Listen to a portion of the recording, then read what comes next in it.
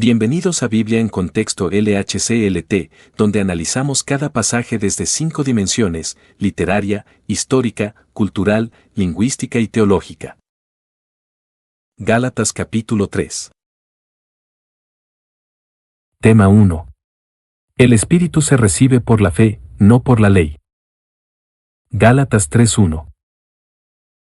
Oh Gálatas insensatos, ¿quién os fascinó para no obedecer a la verdad, a vosotros ante cuyos ojos Jesucristo fue ya presentado claramente entre vosotros como crucificado? Oh Gálatas insensatos. Pablo no insulta, pero sí reprende con severidad. La palabra insensatos denota falta de discernimiento espiritual. Lucas 24:25, o insensatos y tardos de corazón para creer. La insensatez aquí no es ignorancia, sino desobediencia voluntaria. Los Gálatas tenían la verdad, pero la estaban despreciando. Pablo no les habla como enemigos, sino como hijos descarriados. Su tono refleja dolor, no desprecio. ¿Quién os fascinó para no obedecer a la verdad? La palabra fascinó implica engaño hipnótico, como un hechizo espiritual. 2 Corintios 11:3, como la serpiente engañó a Eva. No fue falta de información, sino una manipulación sutil. Alguien los desvió de la obediencia a la verdad revelada.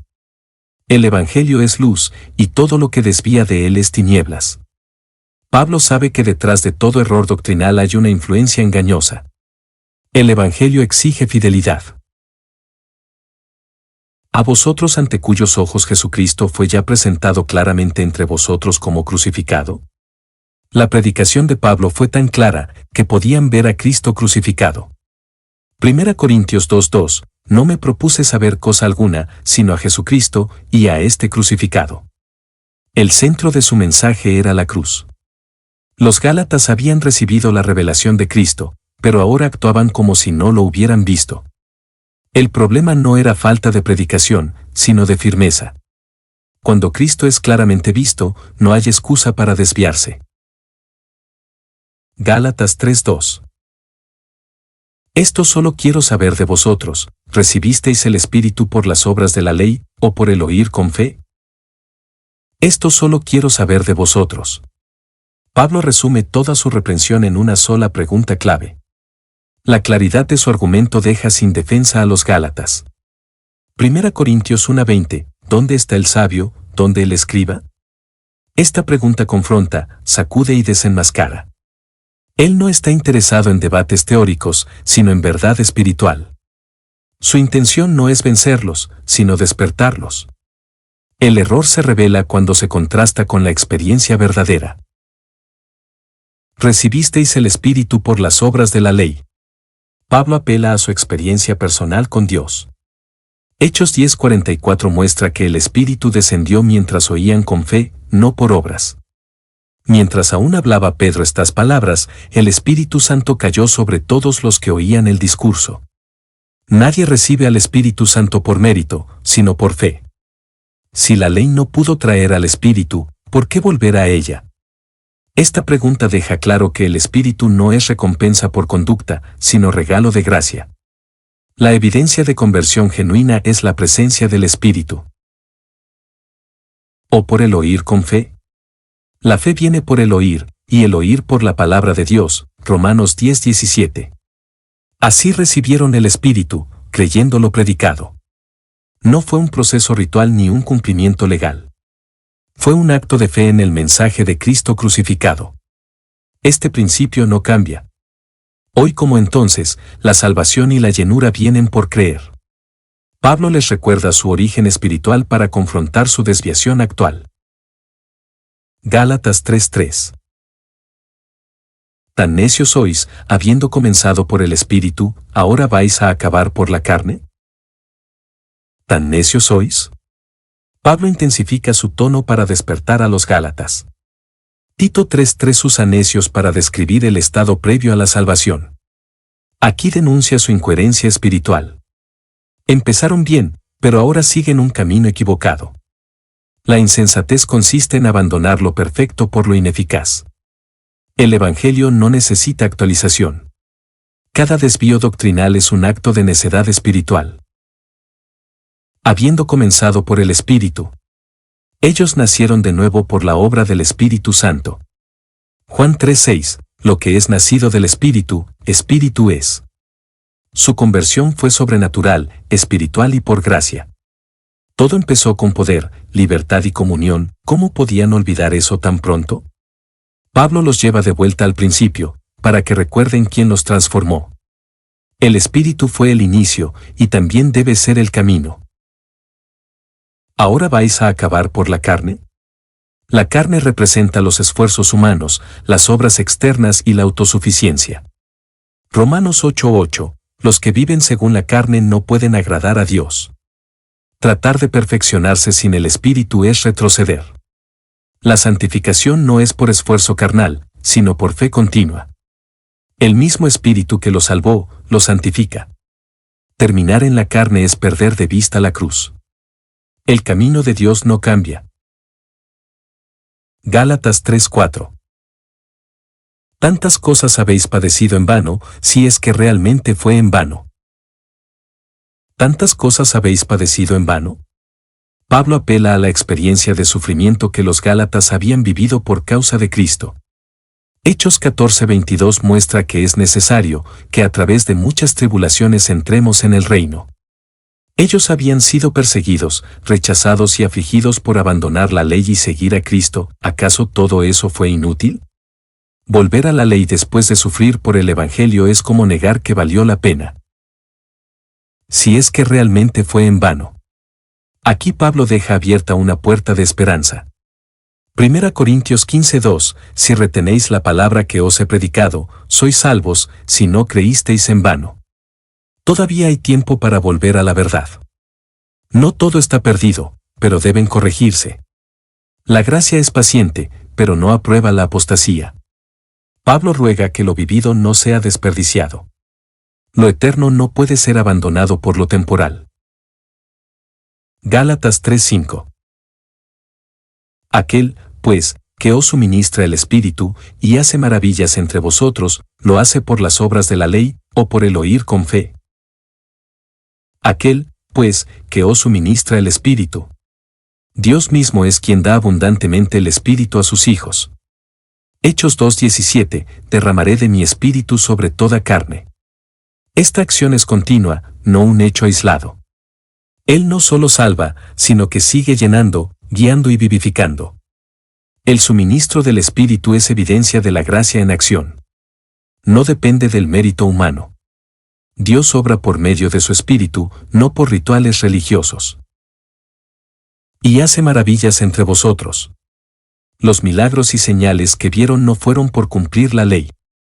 Hechos 14:3, el Señor daba testimonio a la palabra, concediendo señales y prodigios. Dios obró poderosamente en medio de ellos como confirmación del Evangelio.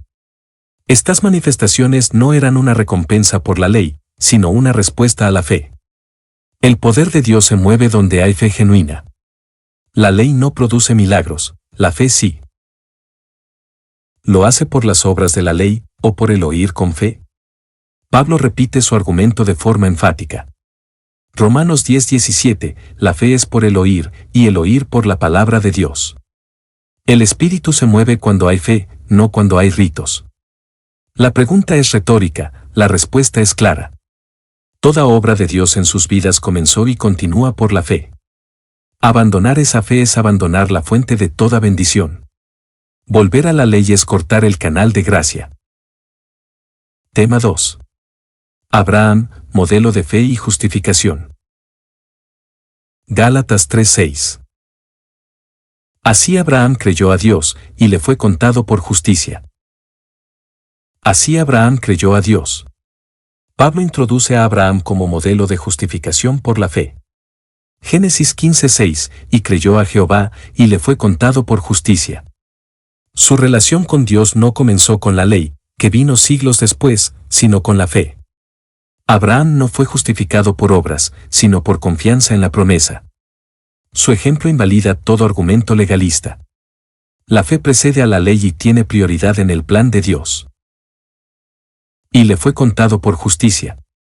Esta frase clave indica que Dios le atribuyó justicia sin méritos humanos. Romanos 4, 3:5 explica que no fue por obras, sino por la fe del que cree en aquel que justifica al impío. La justicia no fue ganada, sino imputada. Fue un acto divino, no un logro personal. Esta es la esencia del Evangelio, ser declarado justo por creer. Así como Abraham fue justificado por fe, así también lo son todos los creyentes. Gálatas 3:7. Sabed, por tanto, que los que son de fe, estos son hijos de Abraham. Sabed, por tanto. Pablo introduce una conclusión lógica e innegable. Romanos 4:16, por tanto, es por fe, para que la promesa sea firme. No es algo que debe ser debatido, sino comprendido y afirmado. Lo que sigue es una verdad fundamental para la identidad del creyente. Pablo quiere que lo recuerden con convicción. Esta frase invita a reconocer lo esencial: la fe es lo que define al pueblo de Dios, no el linaje. Que los que son de fe. Ser de fe implica haber creído como Abraham creyó. No se trata de una fe cultural o emocional, sino de una fe genuina en la promesa de Dios. Romanos 4:11, Padre de todos los creyentes no circuncidados. Esta fe es lo que une al creyente con Dios, no las obras ni las genealogías. La verdadera relación con Dios comienza y se sostiene por la fe. Esta es la marca del verdadero creyente. Estos son hijos de Abraham. Pablo redefine la descendencia de Abraham no por sangre, sino por fe. Juan 8:39, si fueseis hijos de Abraham, las obras de Abraham haríais. No basta con tener su apellido, hay que tener su confianza en Dios. Ser hijo de Abraham es compartir su misma fe. Así se cumple la promesa de que sería padre de muchas naciones. En Cristo, los gentiles también entran en ese linaje espiritual. Gálatas 3:8. Y la Escritura, previendo que Dios había de justificar por la fe a los gentiles, dio de antemano la buena nueva a Abraham, diciendo, en ti serán benditas todas las naciones. Y la Escritura, previendo que Dios había de justificar por la fe a los gentiles. La Escritura, personificada, anticipó el plan eterno de Dios. Isaías 49:6, te pondré como luz a las naciones. La justificación por fe no fue una idea nueva de Pablo, sino parte del plan revelado desde el principio. Los gentiles serían justificados igual que los judíos, por fe. Dios no improvisa, Él revela. La inclusión de los gentiles es cumplimiento, no innovación. Todo fue anunciado desde el principio. Dio de antemano la buena nueva a Abraham. El Evangelio fue anunciado de forma anticipada a Abraham. Génesis 12:3 contiene esta promesa mesiánica. Aunque no lo vio plenamente, creyó. Jesús dijo en Juan 8:56, Abraham se gozó de que había de ver mi día, y lo vio, y se gozó. Abraham recibió un evangelio en semilla, bendición para todos por medio de su descendencia. Esta promesa no era nacional, sino redentora. Dios mostró su plan por etapas. Diciendo, en ti serán benditas todas las naciones. Esta cita de Génesis 12:3 señala la universalidad del plan de salvación. Y serán benditas en ti todas las familias de la tierra. Apocalipsis 7:9 muestra su cumplimiento. Después de esto miré, y he aquí una gran multitud, vestidos de ropas blancas, y con palmas en las manos. Toda nación adorando al Cordero. La bendición es la salvación por medio de Cristo, descendiente de Abraham. No es bendición material, sino espiritual y eterna. Todas las naciones significa inclusión sin distinción. El Evangelio une lo que el pecado dividió. Abraham fue el canal, pero Cristo es el cumplimiento. Gálatas 3:9. De modo que los de la fe son bendecidos con el creyente Abraham. De modo que los de la fe.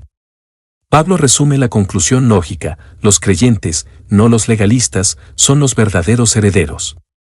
Efesios 2:8, por gracia sois salvos por medio de la fe. Los de la fe son aquellos que confían en la promesa, no en su desempeño. Esto incluye tanto judíos como gentiles. La fe es el punto de unión entre generaciones y culturas. Es la base de toda bendición espiritual. Donde hay fe, hay herencia. Son bendecidos con el creyente Abraham. Pablo llama a Abraham no patriarca ni justo, sino el creyente. Hebreos 11:8, por la fe Abraham, siendo llamado, obedeció. Su mayor título fue haber creído a Dios.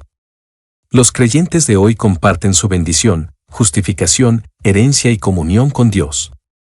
No es otra bendición, es la misma. Cristo une a todos los creyentes con Abraham en una misma familia.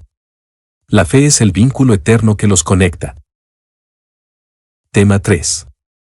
La ley trae maldición, Cristo redime de la maldición de la ley. Gálatas 3:10.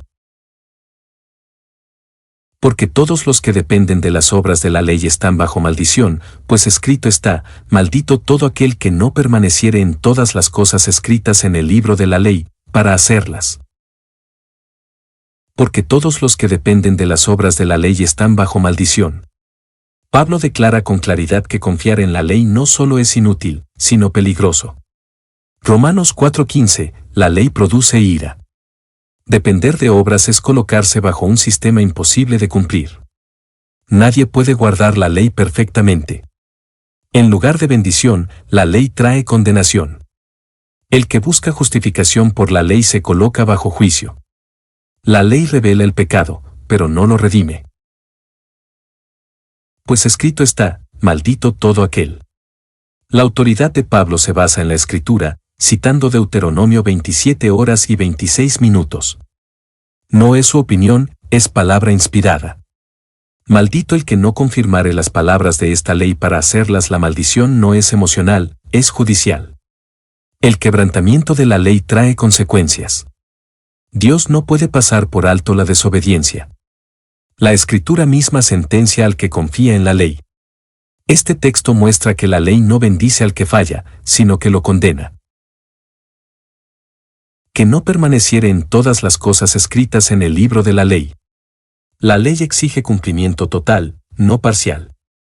Santiago 2:10, cualquiera que guardare toda la ley, pero ofendiere en un punto, se hace culpable de todos. No hay margen para error. La justicia legal no tolera fallas. Esta frase desenmascara al legalismo, no se trata de intentar, sino de obedecer perfectamente. Nadie puede permanecer en todo. Por tanto, todos están expuestos al juicio sin la gracia. Para hacerlas. La ley exige acción, no solo intención. Mateo 5:48, sed perfectos, como vuestro Padre es perfecto. La obediencia debe ser constante, sin desvío. El problema no está en la ley, sino en la incapacidad humana. La ley señala lo que debe hacerse, pero no da el poder para cumplirlo. Por eso, confiar en la ley para ser justificado es construir sobre arena. Solo Cristo cumple todo lo que la ley demanda. Gálatas 3:11. Y que por la ley ninguno se justifica para con Dios, es evidente, porque el justo por la fe vivirá. Y que por la ley ninguno se justifica para con Dios. Esta es una verdad absoluta, la ley no puede justificar a nadie ante Dios. Romanos 3:20, ya que por las obras de la ley ningún ser humano será justificado. La justificación es un acto divino que la ley no puede otorgar. Puede condenar, pero no salvar. Este argumento destruye toda confianza en el esfuerzo humano. Si la ley no puede justificar, entonces necesitamos un Salvador. Es evidente. La evidencia no necesita prueba adicional, está ante todos. El fracaso del hombre ante la ley es claro desde Génesis. La historia humana muestra que nadie ha cumplido perfectamente. El pueblo de Israel fracasó repetidamente. Los profetas lo denunciaron, y el Mesías lo confirmó. Pablo no está proponiendo una teoría, está mostrando una realidad irrefutable. El fracaso de la ley está documentado por la historia. Porque, el justo por la fe vivirá. Una cita clave de Habacuc 2:4, también usada en Romanos 1:17 y Hebreos 10:38. La vida verdadera, espiritual y eterna, se alcanza por la fe. Esta fe no es ciega, sino confianza en la promesa divina. El justo no vive por obras, vive por creer. Este principio es el corazón del Evangelio. Vivir por fe es depender de Cristo, no de uno mismo. Esta verdad es lo que separa la religión del Evangelio. Gálatas 3:12. Y la ley no es de fe, sino que dice, el que hiciere estas cosas vivirá por ellas. Y la ley no es de fe. Pablo muestra el contraste entre dos sistemas incompatibles, fe y ley. Romanos 10:5-6 los opone claramente. La ley se basa en el hacer, la fe en el creer.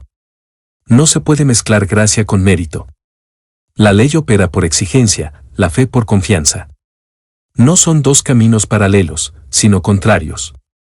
Si alguien vive por la ley, no puede vivir por la fe. Dios ha escogido salvar por gracia, no por cumplimiento. Sino que dice, el que hiciere estas cosas. Cita de Levítico 18:5, donde la ley exige obediencia perfecta como condición de vida. Este principio no cambia, si eliges la ley, debes cumplirla toda. Pero ya se ha probado que eso es imposible. Este texto refleja la rigidez del sistema mosaico. No admite errores ni excepciones. Pablo lo usa para mostrar que la ley no salva, solo exige. El que elige este camino está obligado a no fallar nunca. Vivirá por ellas. La ley promete vida, pero solo si se cumple a la perfección. Romanos 7:10, el mandamiento que era para vida, a mí me resultó para muerte. En teoría, quien cumpliera toda la ley sería justo. Pero en la práctica, nadie lo logra. Por eso, la promesa de vida por la ley se convierte en condenación. Cristo vino a darnos vida por otro camino, la cruz. El justo no vivirá por obras, vivirá por fe. Gálatas 3:13. Cristo nos redimió de la maldición de la ley, hecho por nosotros maldición, porque está escrito, maldito todo el que es colgado en un madero, coma. Cristo nos redimió de la maldición de la ley. Redimir implica pagar un precio para liberar a alguien. Tito 2:14, quien se dio a sí mismo por nosotros para redimirnos de toda iniquidad. La ley nos condenaba porque no podíamos cumplirla y estábamos bajo su juicio. Pero Cristo pagó ese juicio en nuestro lugar. No anuló la ley, sino que satisfizo su justicia. El creyente ya no vive bajo condena, sino en libertad. Cristo es nuestro Redentor perfecto. Hecho por nosotros maldición.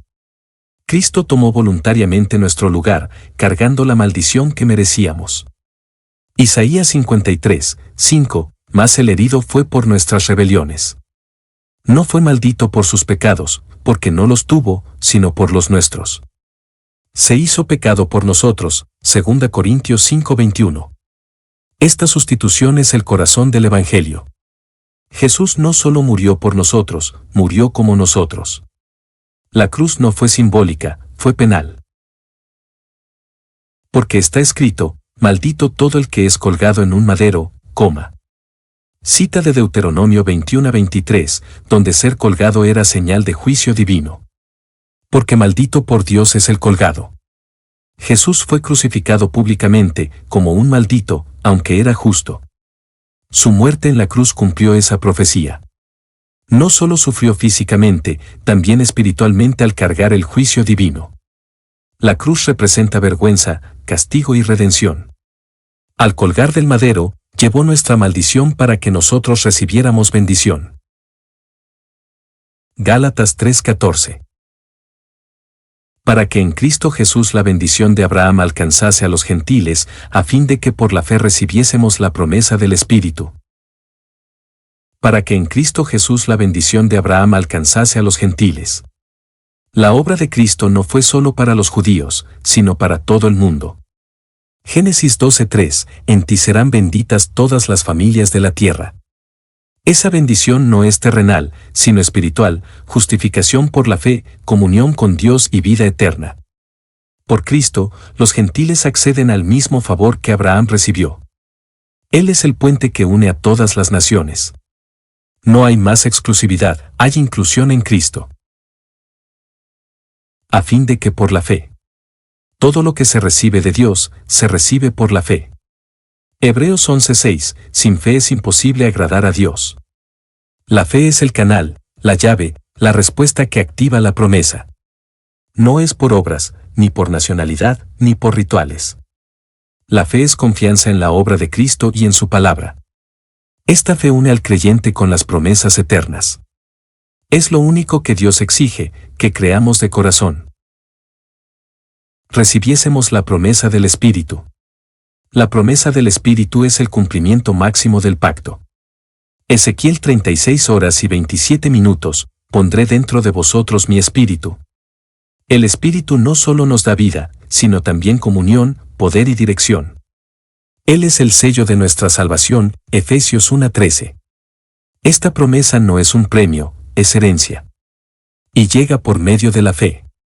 Donde hay fe en Cristo, allí habita el Espíritu. Esa es la mayor bendición de Abraham. Tema 4. La promesa a Abraham precede y prevalece sobre la ley. Gálatas 3:15. Hermanos, hablo en términos humanos, un pacto, aunque sea de hombre, una vez ratificado, nadie lo invalida, ni le añade. Hermanos, hablo en términos humanos. Pablo se dirige a ellos con ternura pastoral, buscando ilustrar con ejemplos cotidianos. Romanos 6:19, hablo como humano, por vuestra humana debilidad. Está usando una analogía del mundo legal para explicar una verdad espiritual. No es por minimizar lo divino, sino para hacerlo comprensible. El Evangelio no es místico ni oscuro, es claro y razonable. Pablo adapta el mensaje sin alterar su esencia. Un pacto, aunque sea de hombre, se refiere a acuerdos o contratos humanos que, una vez ratificados, son firmes. Hebreos 9:17, porque el testamento con la muerte se confirma. Incluso los hombres honran sus compromisos legales. Esto prepara el argumento de que si un pacto humano no se altera, cuanto más el de Dios. La comparación subraya la seriedad del pacto divino. Dios no actúa de manera menos firme que los hombres. Una vez ratificado, nadie lo invalida, ni le añade. Pablo establece que un pacto confirmado no se modifica ni se amplía. Apocalipsis 22:18, si alguno añadiere a estas cosas, Dios traerá sobre él las plagas. La promesa hecha a Abraham fue ratificada por Dios y no puede ser cancelada por la ley que vino después. El argumento es contundente, la ley no anula la promesa. Lo que Dios establece permanece. Ninguna institución posterior puede invalidarlo. Gálatas 3:16. Ahora bien, a Abraham fueron hechas las promesas, y a su simiente. No dice, y a las simientes, como si hablase de muchos, sino como de uno, y a tu simiente, la cual es Cristo. Ahora bien, a Abraham fueron hechas las promesas, y a su simiente. Pablo enfoca en la precisión de la promesa hecha por Dios. Génesis 12:7, a tu descendencia daré esta tierra. Esa descendencia no se limita a Israel, sino que apunta más allá. Dios hizo un pacto eterno, no con muchos, sino con uno. La promesa era redentora y mesiánica. Abraham recibió más que territorio, recibió la promesa del Salvador. Esa simiente tiene un nombre, Cristo. No dice, y a las simientes, como si hablase de muchos. Pablo hace un argumento gramatical para mostrar que la promesa no fue a una multitud, sino a un individuo. Aunque Israel era numeroso, la promesa era específica. No se trata de pluralidad de pueblos, sino de una persona central. La redención no viene por pertenecer a un grupo, sino por relación con el Mesías. Pablo quiere eliminar toda interpretación meramente nacionalista del pacto. Sino como de uno, y a tu simiente, la cual es Cristo. La simiente es Cristo, el cumplimiento supremo de la promesa. Hechos 3, 25-26, en tu simiente serán benditas. Dios, habiendo levantado a su Hijo, lo envió. Todo el plan de redención gira en torno a él. La promesa a Abraham apuntaba a Jesús, no a un sistema religioso. Los que están en Cristo son herederos. Él es la clave, el vínculo y la herencia. En él se cumplen todas las promesas de Dios. Gálatas 3:17. Esto, pues, digo, el pacto previamente ratificado por Dios para con Cristo, la ley que vino 430 años después, no lo abroga, para invalidar la promesa. Esto, pues, digo. Pablo resume su argumento para que no haya duda. 1 Corintios 15:50, esto digo, hermanos. Va a aplicar la ilustración legal al pacto divino. Lo que sigue es doctrina firme, no especulación. Está reafirmando el orden de los eventos, promesa primero, ley después. Y establece que el orden es teológicamente importante. La promesa fue primero, y su prioridad permanece. Este es el corazón del argumento. El pacto previamente ratificado por Dios para con Cristo. Dios ratificó su pacto con Abraham apuntando a Cristo. Hebreos 6, 17, 18, por dos cosas inmutables. Dios quiso mostrar la inmutabilidad de su consejo. La promesa era segura porque Dios la selló con juramento. Este pacto no fue informal, sino eterno. Apuntaba a Cristo como el cumplimiento, no a Moisés como complemento. Nada que venga después puede anular lo que Dios selló con su fidelidad. La ley que vino 430 años después, no lo abroga, para invalidar la promesa. La ley mosaica llegó siglos después, pero no anuló la promesa dada. Éxodo 12:40 habla de los 430 años de estancia en Egipto. Esa ley, aunque dada por Dios, no revocó el pacto de gracia. La ley no reemplaza la promesa, la prepara. Lo posterior no cancela lo anterior. Dios no cambia de plan. La promesa sigue en pie porque su cumplimiento no depende del hombre, sino de Cristo. Gálatas 3:18. Porque si la herencia es por la ley, ya no es por la promesa, pero Dios la concedió a Abraham mediante la promesa. Porque si la herencia es por la ley. Si el acceso a la bendición de Dios viniera por obedecer la ley, entonces la gracia no sería necesaria. Romanos 4:14, si los que son de la ley son los herederos, vana resulta la fe. Pablo establece un contraste claro, ley o promesa. No pueden mezclarse. La herencia de vida, justicia y espíritu no puede ganarse. Si fuera por ley, sería salario. Pero es herencia, y las herencias se reciben, no se ganan. Ya no es por la promesa. Promesa y ley se excluyen como bases de justificación. Romanos 11:6, si es por gracia, ya no es por obras. Si la promesa dependiera del cumplimiento humano, dejaría de ser promesa. La gracia se recibe por fe, no por méritos. Dios no mezcla sistemas, su pacto es claro. La bendición de Abraham no se basa en rendimiento, sino en relación. La promesa es firme porque depende solo de Dios. Pero Dios la concedió a Abraham mediante la promesa. La herencia fue dada a Abraham como un regalo, no como una recompensa. Génesis 15:6, y creyó a Jehová, y le fue contado por justicia. Dios no negoció con Abraham, prometió, y cumplirá. Esta es la base del Evangelio. La justificación viene por creer, no por hacer. La promesa fue el camino entonces, y lo sigue siendo ahora. La herencia de vida eterna, espíritu y salvación está en Cristo, por fe. Tema 5. La función temporal de la ley y su relación con la promesa. Gálatas 3:19. Entonces, ¿para qué sirve la ley? Fue añadida a causa de las transgresiones, hasta que viniese la simiente a quien fue hecha la promesa, y fue ordenada por medio de ángeles en mano de un mediador. Entonces, ¿para qué sirve la ley? Pablo anticipa la objeción, si la ley no justifica, ¿cuál es su propósito?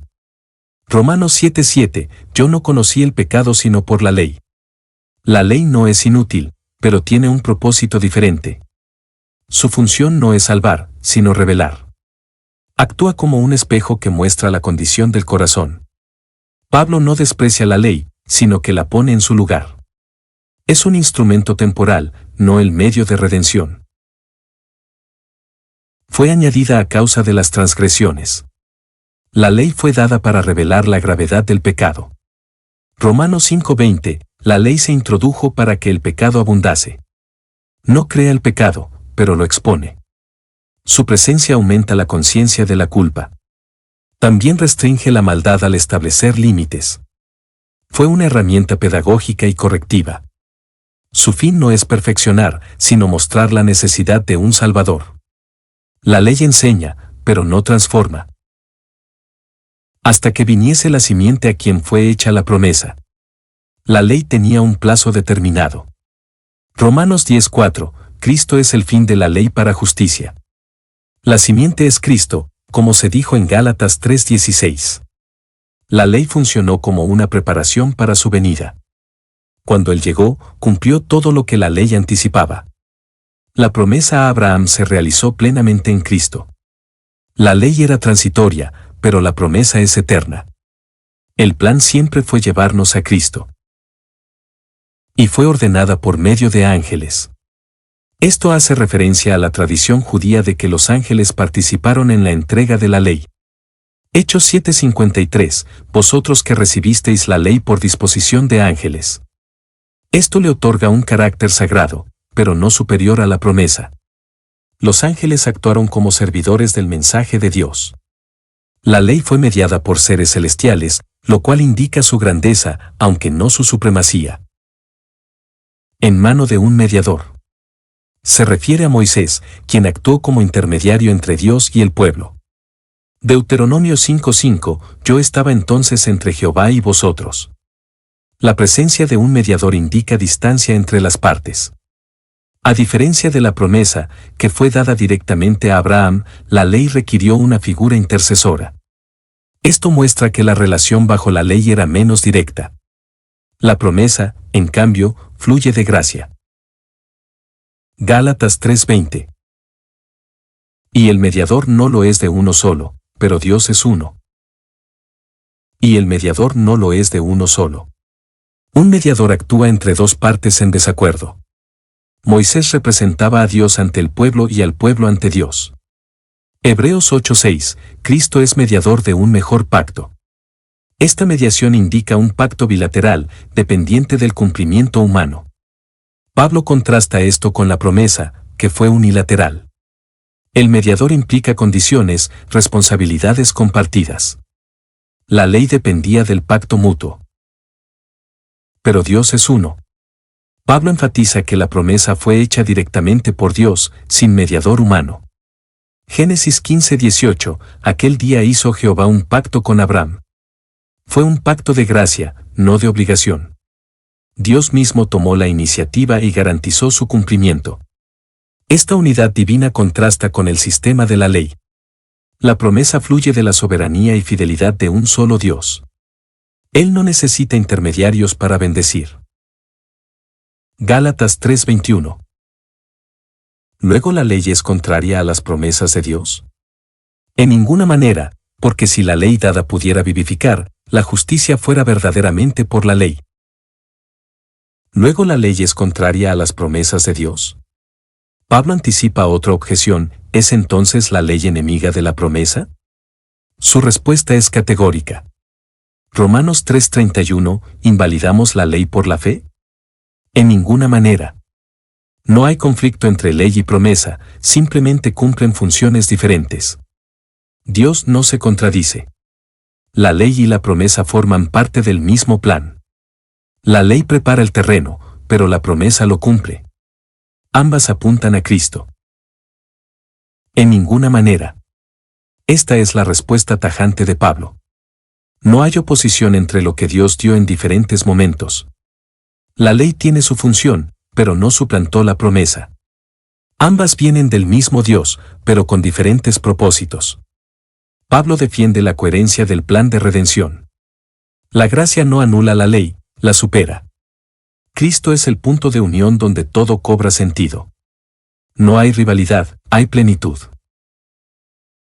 Porque si la ley dada pudiera vivificar, la ley nunca tuvo el poder de dar vida.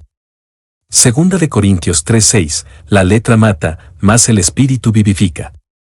Si hubiese podido impartir vida, no habría sido necesaria la cruz. La ley muestra el estándar, pero no da fuerza para cumplirlo.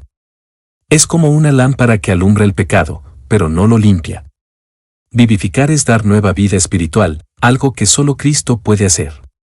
La ley guía, pero no regenera. La justicia fuera verdaderamente por la ley.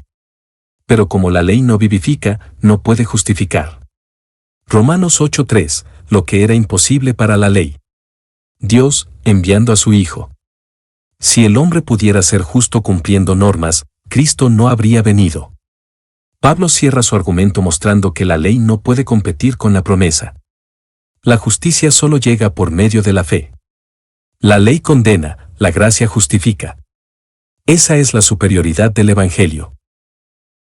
Gálatas 3:22. Mas la Escritura lo encerró todo bajo pecado, para que la promesa que es por la fe en Jesucristo fuese dada a los creyentes. Mas la Escritura lo encerró todo bajo pecado. Pablo presenta un diagnóstico universal: todos están bajo pecado. Romanos 3:23, por cuanto todos pecaron. La Escritura no encubre, revela. Al decir todo, incluye a judíos y gentiles.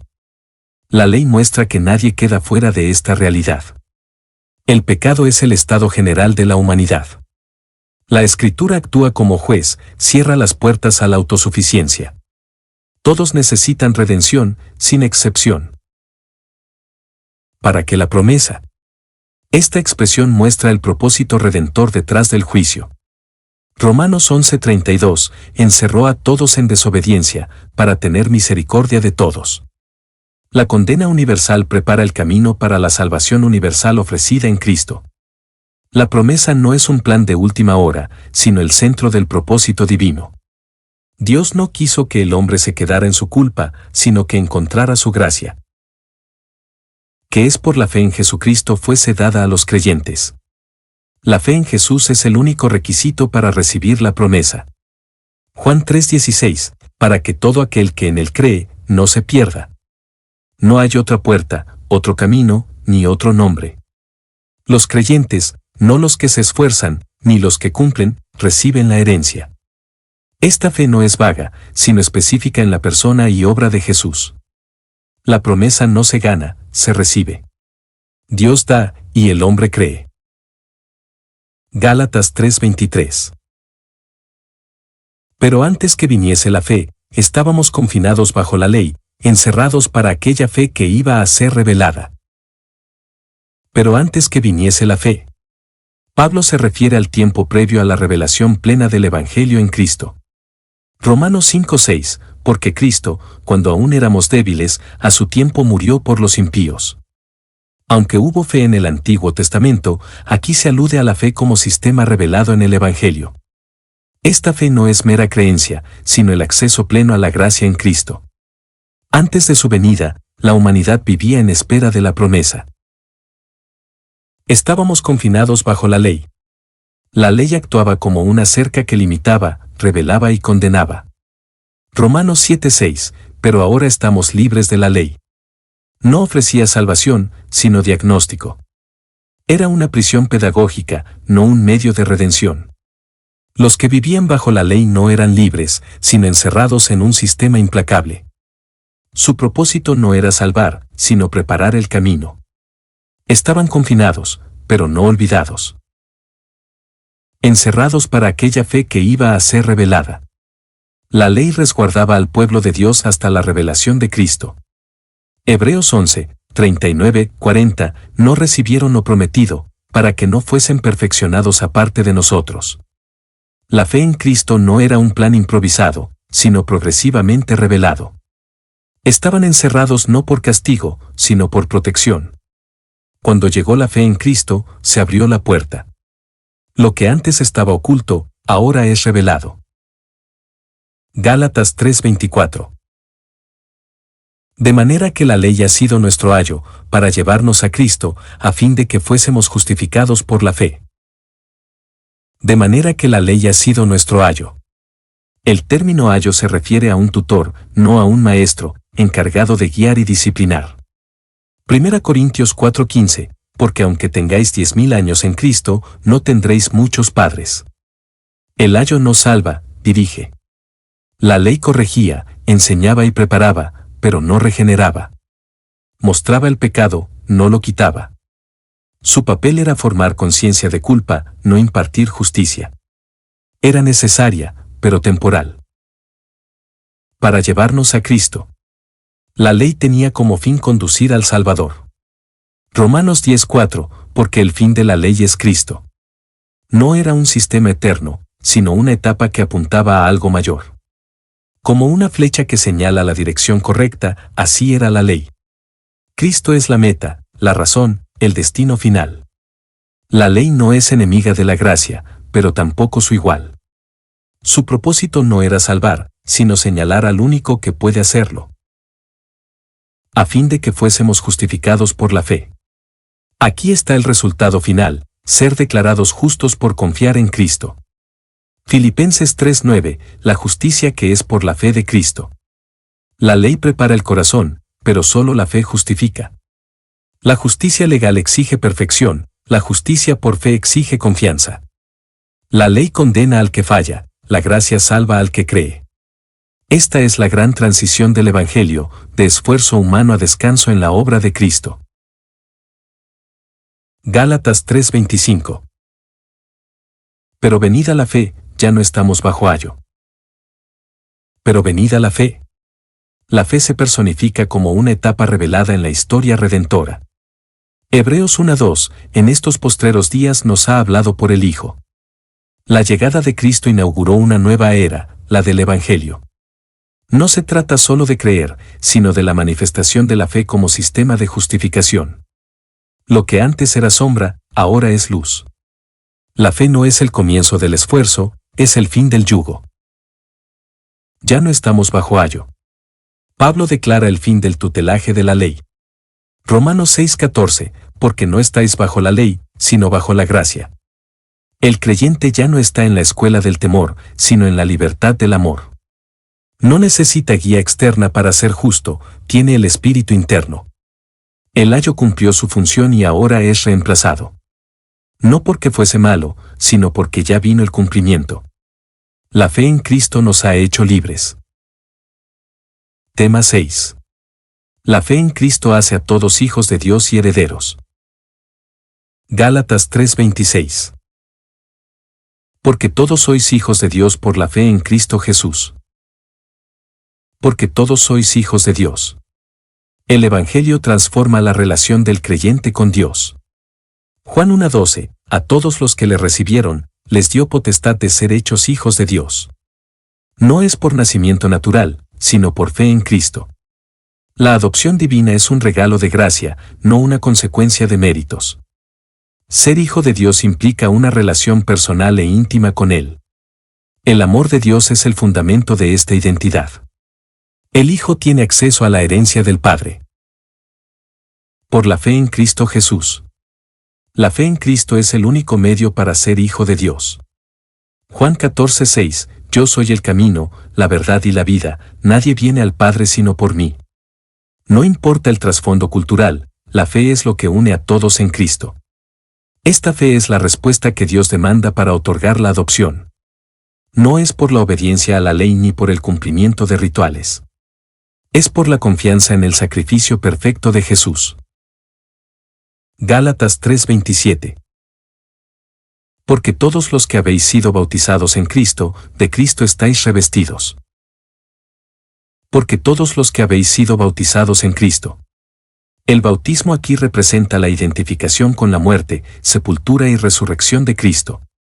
Romanos 6:3-4, ¿no sabéis que todos los que hemos sido bautizados en Cristo Jesús, hemos sido bautizados en su muerte? El bautismo es una declaración pública de la fe en Cristo. No es el acto que salva, pero es la expresión visible de una transformación interna. Es la señal de la unión con Cristo. De Cristo estáis revestidos. El creyente es revestido con la justicia de Cristo. Romanos 13:14, vestíos del Señor Jesucristo. No es un revestimiento externo, sino una transformación interna. Al ser cubiertos por Cristo, ya no se ve al viejo hombre, sino la nueva creación en él. El vestido de Cristo es su justicia, su obediencia perfecta, que se imparte al creyente. La obra de la cruz cubre nuestra desnudez espiritual, otorgándonos dignidad ante Dios. Gálatas 3:28. Ya no hay judío ni griego, no hay esclavo ni libre, no hay varón ni mujer, porque todos sois uno en Cristo Jesús. Ya no hay judío ni griego. Pablo elimina las barreras culturales y raciales en Cristo. Efesios 2, 14, 16 muestra cómo Cristo derribó el muro de separación entre judíos y gentiles. La salvación no tiene fronteras nacionales. En Cristo, todos son iguales ante la gracia.